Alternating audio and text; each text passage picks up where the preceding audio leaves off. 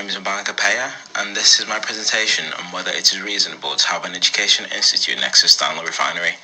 The main reason for this presentation is due to the conflict between the University of Chester and the local council after the university's proposal for new permits involving 6 of the 60 buildings on site was declined by the Health and Safety Executive due to the proximity risk of Stanlow Refinery to students who are not covered by health insurance and seen as members of public.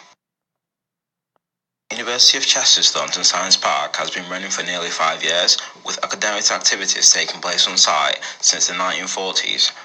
Stanlow was commissioned in 1924, and in nearly 75 years, the location of Thornton Science Park has not been compromised by the possible risks from the refinery.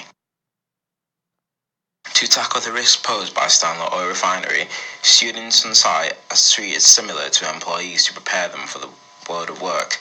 This is done by having no unauthorized access to the site by using turnstiles on entry.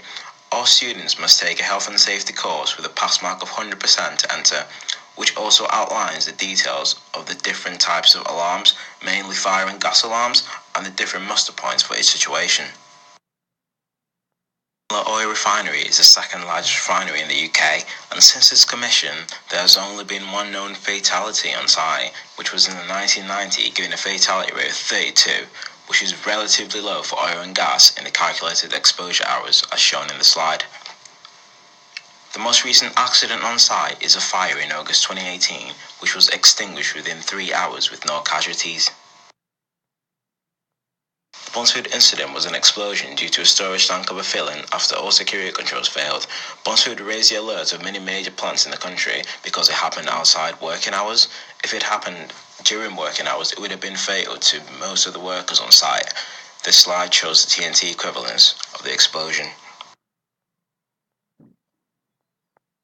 Using Bunsfield, the TNT equivalence of Stanlow Oil Refinery at max capacity can be calculated. This is the TNT equivalence in the worst possible case. Overpressure and the bleed of areas around Stanlow was also calculated, and the results of the calculations are shown on the slide.